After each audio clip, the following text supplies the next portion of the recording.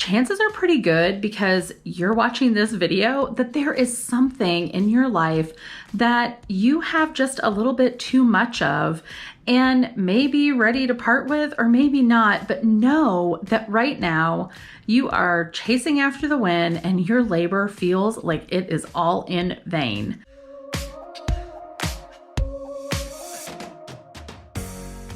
Hands down, the last thing that you need is a pep talk or 3 easy hacks, 15 tips, whatever it is. That's the last thing you need. The first thing you need is exactly what we're going to talk about today. Spoiler alert, it's surrender. Well, hello friend, I'm Mary Beth with the At What Cost blog, where we are learning to apply God's truths to our everyday lives. And the best way that our family has learned to do that is by adapting to a little bit more minimalistic lifestyle. We have simply learned that having less stuff leaves a lot more room for the things that matter the most. As we begin turning the page to 2021, I have really been taking stock of how this journey has gone over the last year with our faith and family minimalism and just all the things that everybody is doing. And 2 scriptures really stood out to me that kind of gave me a different perspective on all of the things that we do on a day in and day out basis and how we handle the things that we have. Okay, so the first is 1 Corinthians 15, verse 58. And I want you to listen to the commentary here too, because that was key. So the verse here in 1 Corinthians chapter 15, verse 58 says, "Therefore, my beloved brothers, be steadfast, immovable, always abounding in the work of the Lord, knowing that in the Lord your labor is not in vain." Now, listen to the commentary on this, because this is where I was like, oh, okay, that makes sense. "In the face of false teaching and various temptations, the hope of the resurrection should encourage the Corinthians to persevere in their faith." The various temptations. You know, we may be thousands of years later from the church in Corinth, but do we not face this false teaching and this temptation to have things that are outside of what we really basically need? Thinking about this idea of my labor being in vain. So all of the things that I was doing throughout the day, you know, having the kids home a little bit more often, distancing ourselves from a lot of our support systems, I kind of felt like we just were doing all the things all the time, and every single thing that we did was full of toil and labor. And it occurred to me that I again feel like I'm kind of chasing after the wind sometimes. I started reading in Ecclesiastes, and although it may be somewhat of a little bit of a discouraging book initially, when we really look at the meat of it and compare it with what we face today, a lot of things clicked. This idea of my labor being in vain really reminded me of all of the different hacks and systems and laundry baskets that we had trying to figure out how to tackle some of these problems, being faced with all of these temptations to have the newer, better thing, that what we're doing is outdated. It really brought me really back to this place in Ecclesiastes where I felt like I'm just chasing the wind sometimes. I work and work and work, and then at the end of the day, none of it really matters. I'm right back where I started, and it can be downright discouraging. So listen to what we have here in Ecclesiastes, and we're going to talk about how these 2 verses really fit together and can point us in the right direction when it comes to decluttering our home and focusing on the things that really matter most. So we are reading in Ecclesiastes now in chapter 2 and verses 10 and 11. "And whatever my eyes desired, I did not keep from them. I kept my heart from no pleasure, for my heart found pleasure in all my toil, and this was my reward for all my toil. Then I considered all that my hands had done, and the toil that I had expended in doing it, and behold, all was vanity and a striving after the wind, and there was nothing to be gained under the sun.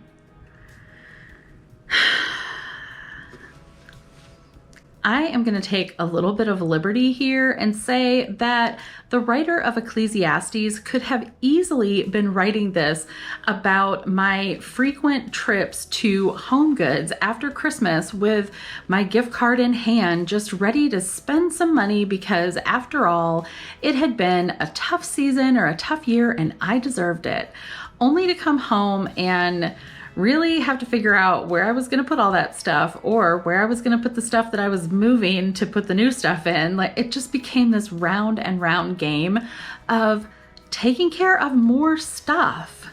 And at the end of the day, again, I felt like I was failing. And even if it is not buying things or gathering things up, chances are pretty good, because you're watching this video, that there is something in your life that you have just a little bit too much of and maybe ready to part with, or maybe not. But know that right now you are chasing after the wind and your labor feels like it is all in vain. Which brings me to my next point. We don't need a pep talk or a hack or whatever. What we really need is to surrender. I tried all the things, the systems, the hacks, the everything. Nothing ever made my house any better, at least not long term. It really wasn't until I came to this place of being so frustrated and feeling so hopeless with the way that our house had been going, my skills as a mother, my skills as a housekeeper, that I had no other choice but to just lay it all on the altar and accept that as long as I was hanging on to all of this stuff, things were not going to get any better.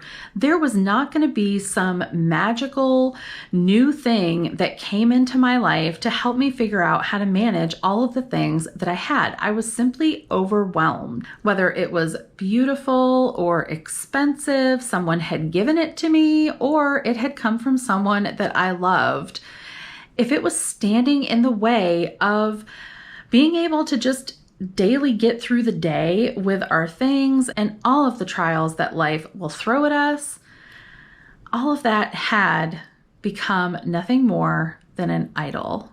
It was where I was putting my time, where I was putting my money, and ultimately where I was putting my worship. If we are living an Ecclesiastes life, then we are never going to have the peace of 1 Corinthians. The battle over clutter in our home is won or lost on the battlefield of our mind. So what do we do? How do we balance liking nice things or having things that are useful, hanging on to sentimental items because they belong to someone that we cared about or they were given to us by someone we cared about, the things in our kitchen, whatever it is that we're facing? How do we do all of that and not have to toil and labor over things in vain? Well, guess what, friends? This is where we get to talk about those hacks. Hacks, tips, whatever, all the things that we're going to talk about on this channel in the upcoming year, all of the things that we have talked about on this channel over the last year, that's where all of this comes into play. So imagine, if you will, for me, that you are in a locker room, another failed system, proven to work by everyone else on the internet. We just can't seem to make it work with the things that we have. We're angry, we're confused, maybe we're feeling a little defeated. And side note, I was thinking about going and filming this in a locker room somewhere, but like taking my camera into a locker room, talking to people about getting rid of stuff just seemed like a really creepy way to start 2021. So we're just going to stick close to home and talk about this and just use our imaginations. Here we are, waiting in the locker room for the inspirational coach that is going to fly in, remind us of how far we've come, and give us some inspirational play that's new that we've never thought of before. Here's where the tips come in. This is the play in the playbook that maybe we have overlooked or someone has kind of refined in a different way. We really can benefit from all of these tips and tricks and how-tos and things that are out there. But it's only going to work if our head is in the game. We have to get our mindset right, knowing that all of these things are fleeting. You know, the sort of depressing part of the book of Ecclesiastes is that it talks a lot about how you can search the world for all of the treasures on earth and still end up unhappy. But if we stop the message there and we forget that we have a treasure in heaven, we have a secure eternal life that will not tarnish, it will not fade, and we can't lose it.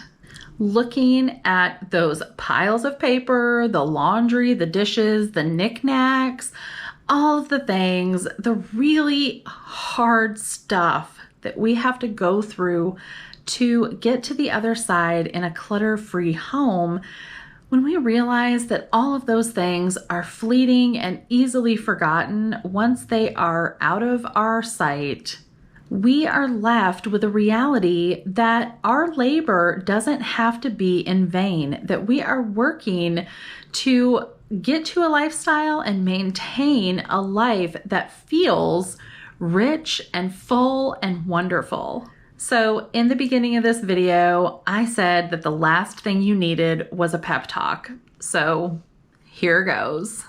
So there is a particular word that I have used throughout this video, and that word is labor. Yes, labor. You are going to have to do hard things. You know, I tell my children frequently, you were made to do hard things. We can do this. I would encourage you to go back and read 1 Corinthians chapter 15, verses 50 through 58, which at this point, if you have been around the channel long enough, you know that I want you to read the entire book. So just go back and read the entire book. But if you have a minute, go back and do 50 through 58, because it reminds us again that this is labor, that this is going to be hard work. We're going to be faced with items from loved ones that we just feel like we cannot bear to part with, or items that we spent money on and now we feel guilty passing them along. Maybe it's clothes that are a size from a time in our life that we terribly miss and don't fit us anymore. Make no mistake about it, friends, this is heart work. When we begin to surrender the perishable for the imperishable and the mortal for the immortal, when we trade the stuff of this world that is weighing us down and causing us to feel all of this toil and stress and anxiety that we can sometimes feel in a home that just has way too much. This year, as we seek to reclaim the true abundance of Christ, while we declutter the false abundance of the world, let's fix our eyes on that which is true, lovely, and beautiful in the Lord. We have a lot of great content planned this year, especially in the month of January. Dawn from The Minimal Mom has put together a real all-star playlist. I'm not entirely sure how any of my videos ended up in the all-star playlist, but a lot of the names that you probably know and love are really going to be focusing on different aspects of our homes this month, talking about family minimalism, decluttering, organizing, all of the things that we want to tackle after we get our head in the game. Remember that. That's the important part. That's the important part, friends. But be sure you subscribe if you have not already so that you don't miss out on any of those upcoming videos or that playlist. That'll be out next week. In the meantime, if you would like to learn more about how I decluttered our home, you can click the playlist right up here. And if you'd like more Bible study tips, you click the playlist right here. And if you have not yet subscribed, go ahead and click right here. Just go ahead and do it. You know you want to. Come hang out with us all the time. It'll be fun, I promise. Thanks for watching, and I'll see you in the next one.